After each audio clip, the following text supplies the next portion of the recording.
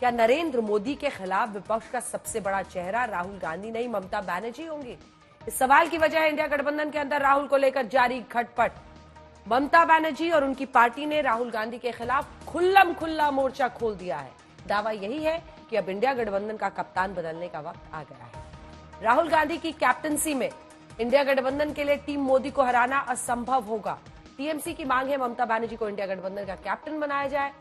ममता बनर्जी की दावेदारी के बाद इंडिया गठबंधन पूरी तरफ बटा हुआ नजर आ रहा है। इंडिया गठबंधन के ज्यादातर खिलाड़ी कैप्टन बदलने के पक्ष में खड़े नजर आ रहे हैं।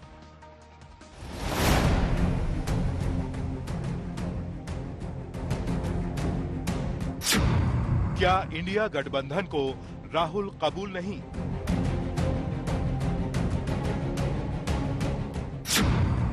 हरियाणा महाराष्ट्र में हार, राहुल पर सवाल।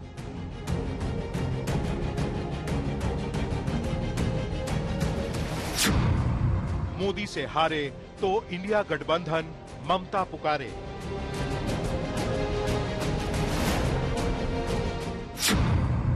राहुल पर कॉन्फिडेंस फुल, इंडिया में टेंशन फुल। लोकसभा में टीम इंडिया गठबंधन का स्कोर है 235, जबकि टीम एनडीए का स्कोर कार्ड है 293। एनडीए के कप्तान हैं नरेंद्र मोदी, लेकिन विपक्षी टीम की कैप्टेंसी को लेकर नई जंग छिड़ गई है। टीएमसी की मांग है कि हरियाणा और महाराष्ट्र में कांग्रेस का स्कोर कार्ड ऐसा है कि अब टीम इंडिया का कप्तान बदलना होगा। कमान बीजेपी के खिलाफ सबसे शानदार चुनावी स्ट्राइक रेट वाली ममता बनर्जी को सौंपनी होगी। मतलब टीम इंडिया में कैप्टन की कुर्सी को लेकर अंदरूनी झगड़ा शुरू हो गया है।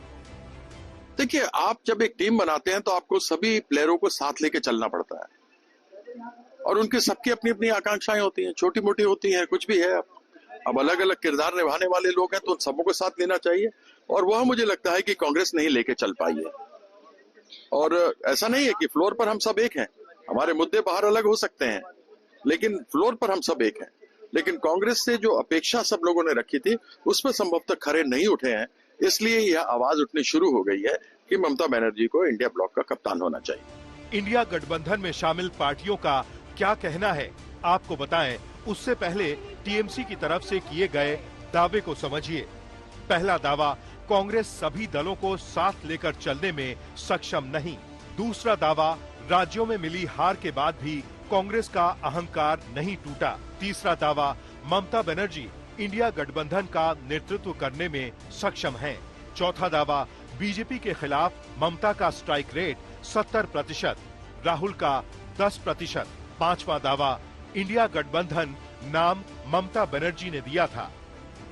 जब सब घटक दल बोल रहे हैं तो फिर कांग्रेस को समस्या क्यों होनी चाहिए? कांग्रेस को समस्या नहीं होनी चाहिए। मेरे लिए सामान्य है, सब खड़गे जी, सोनिया जी, राहुल जी, लेकिन ऐसा प्रतीत होता है कि रस्सी जल गई है लेकिन बल नहीं गए हैं। एक आखिरी प्रश्न, ममता बनर्जी क्या दिल्ली आएंगे अगर वो इंडिया ब्लॉक को लीड करते हो? वह तो उन्होंने कह दिया दिल्ली से करना होगा दिल्ली से करेंगे, पश्चिम बंगाल से करना हो पश्चिम बंगाल से करेंगे। क्यों नहीं आएंगे? वो तो आती ही हम लोगों से मिलने हर बार। ममता जी बहुत बड़ी नेता हैं और हम उनके बारे में क्या बोल सकते हैं। ममता जी तो बड़ी नेता हैं। अब वो जो कह रही हैं उनको लग रहा होगा, लेकिन राहुल गांधी के अलावा कोई देश के अंदर नेतृत्व करने की स्थिति में नहीं है। बिल्कुल गलतफहमी दूर करके रखें। टीएमसी के दावे पर कांग्रेस पलटवार कर रही है। ममता बनर्जी की पार्टी को आंकड़ों का आईना दिखा रही है। इशारा यही है कि कांग्रेस पार्टी के 99 सांसद हैं तो गठबंधन में बड़े भाई की भूमिका राहुल गांधी की है, जबकि टीएमसी के कुल सांसदों की संख्या सिर्फ 28 है। यानी टीएमसी से 3 गुना से ज्यादा सांसद कांग्रेस के हैं। नंबर गेम में टीएमसी दूर दूर तक नहीं है। बंगाल में अगर हम लोग भाजपा को रुक सकता है, झारखंड में अगर हेमंत सोरेन रुक सकता है, लेकिन जहां पर कांग्रेस का बात आता है हम लोग किसी को ब्लेम नहीं करना है। ये कोई ब्लेम गेम नहीं है, लेकिन उसको तो खुद का ऊपर एनालिसिस करना चाहिए। क्यों हरियाणा हार गए, क्यों महाराष्ट्र हार गए? कांग्रेस इंडिया गठबंधन जिस तरीके से कांग्रेस ने चलाया है और हमारे नेता आदरणीय मल्लिकार्जुन खड़गे जी, राहुल जी, प्रियंका जी, इन लोगों ने जिस तरीके से सबका समायोजन करके किया है, दूसरा कोई नहीं कर सकता। और निश्चित तौर से कांग्रेस एक बड़े भाई की भूमिका में और सबको साथ ले चलने की भूमिका में हमेशा काम किया है और कांग्रेस ही आगे लेकर चलेगी।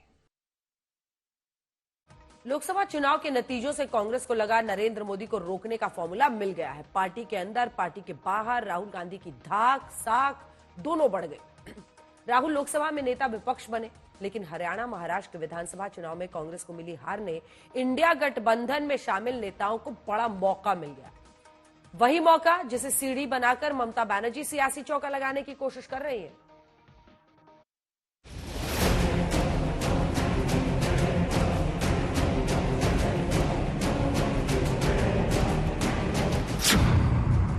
क्यों गठबंधन की कैप्टन बनना चाहती हैं ममता?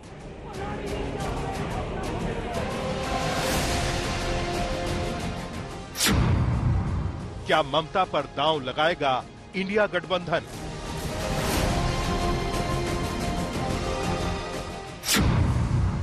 राहुल गांधी हटाओ, ममता लाओ का प्लान क्या?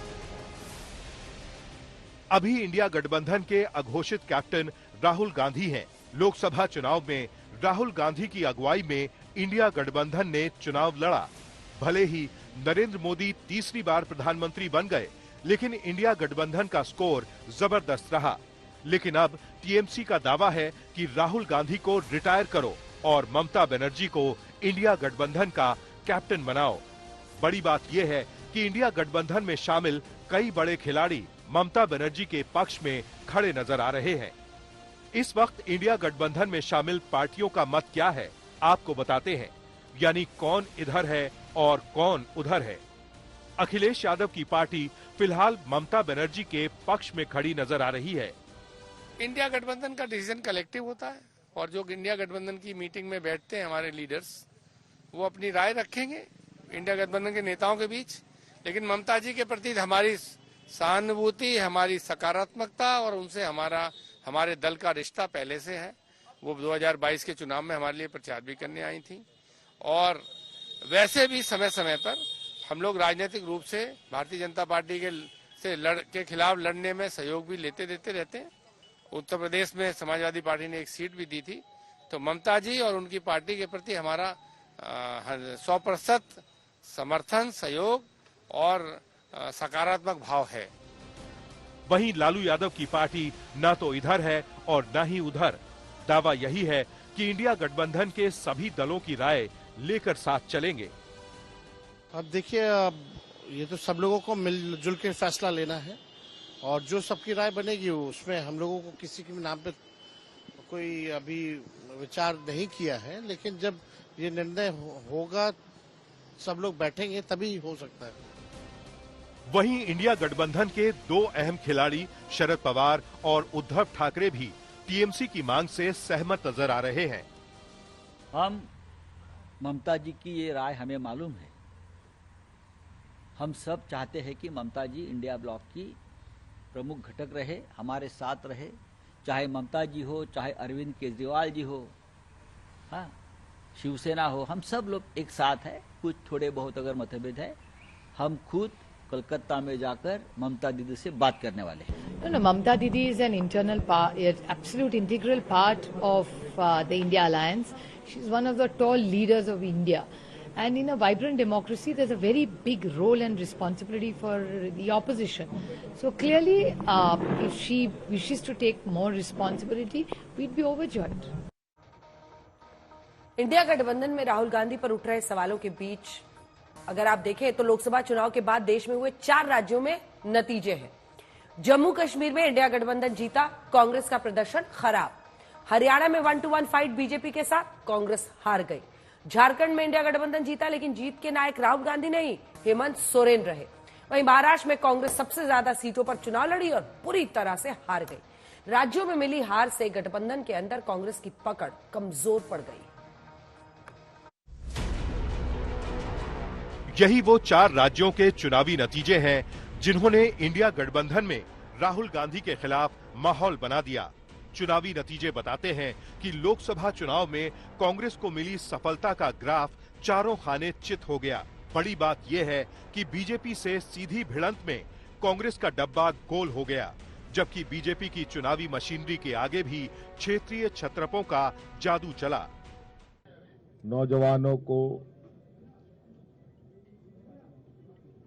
महिलाओं को, पुरुषों को, किसानों को, मजदूरों को, सभी जाति धर्म के लोगों ने जो मतों का उपयोग किया है, इसके लिए मैं उनको बहुत बहुत धन्यवाद और आभार प्रकट करता हूं। मतलब झारखंड और जम्मू कश्मीर के नतीजों के साथ क्षेत्रीय छत्रपों ने साबित कर दिया कि उनकी सियासी जमीन मजबूत है, जबकि कांग्रेस के साथ ऐसा नहीं हुआ। कांग्रेस ने अपनी पाई हुई सियासी जमीन को फिर से खो दिया। ममता बनर्जी को बोलना नहीं चाहिए था। जो लोग इंडिया जोट में हैं, इन सबको ये सिद्धांत पहले ही लेना उचित था, क्योंकि अगर अब सारा देश में जाए, देश की कोने कोने पर, कश्मीर से कन्याकुमारी का अगर पूछे, ये बोलिए मोदी का विरोध में कौन लीडर है, कौन सा फेस है मोदी का विरोध में जिसको ऊपर जनता की आस्था है, सारा देश कहेंगे उसका नाम है ममता बनर्जी। इस गठबंधन में जो है वो खानदान अनेक, ख्वाहिशें एक, और हजारों ख्वाहिशें ऐसी कि हर ख्वाहिश पे दम निकले, बहुत निकले मगर मेरे अरमान कम निकले। तो ऐसे बहुत सी ख्वाहिशें हैं। हर व्यक्ति जो है वो अब, और आगे की तो कोई संभावना दूर तक उनको जो है वो दशकों नहीं दिखाई पड़ रही है, तो इसलिए कम से कम गठबंधन के ही जो है मुखिया बन जाए। अब सवाल ये है कि टीएमसी क्यों इंडिया गठबंधन की कमान चाहती है, तो इसका जवाब है ममता बनर्जी का प्लान। लोकसभा चुनाव में ममता इंडिया गठबंधन में थी, लेकिन बंगाल में अकेले चुनाव लड़ा। ममता मानती है कि इंडिया गठबंधन की कप्तानी मिलते ही संदेश जाएगा कि वो बंगाल तक सीमित नहीं है। ममता बनर्जी इंडिया गठबंधन की कमान संभालकर अपनी पार्टी का विस्तार चाहती हैं। अगर ममता इंडिया गठबंधन की कैप्टन बनी तो 2026 विधानसभा चुनाव जीतना आसान होगा, जबकि 2029 में मोदी के खिलाफ वो चेहरा बन सकती हैं। वहीं दूसरी ओर बीजेपी दावा कर रही है कि अब इंडिया गठबंधन को भी राहुल की हकीकत पता चल गई है। कांग्रेस और उनके इंडी गठबंधन में क्या चलते हैं, हम उसमें कोई हस्तक्षेप करने का कोई इरादा नहीं रखते हैं, लेकिन हमको भी सुनाई दिया कि इंडी गठबंधन में राहुल गांधी को नेतृत्व लेकर के सबने सवाल उठाया है और कहा है कि राहुल गांधी से इंडी गठबंधन नहीं संभाला जाता है, उसके पास नेतृत्व का कोई क्वालिटी नहीं है। बड़ी बात यह है कि नरेंद्र मोदी भी क्षेत्रीय छत्रपों के बजाय कांग्रेस पर हमला बोलते हैं।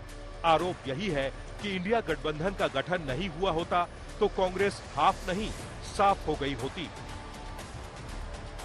कांग्रेस की घिसी पीटी विभाजनकारी राजनीति फेल हो रही है, लेकिन फिर भी कांग्रेस का अहंकार देखिए, उसका अहंकार 7वें आसमान पर है। सच्चाई ये है कि कांग्रेस अब एक परजीवी पार्टी बन चुकी है। कांग्रेस सिर्फ अपनी ही नहीं बल्कि अपने साथियों की नाव को भी डुबो देती है।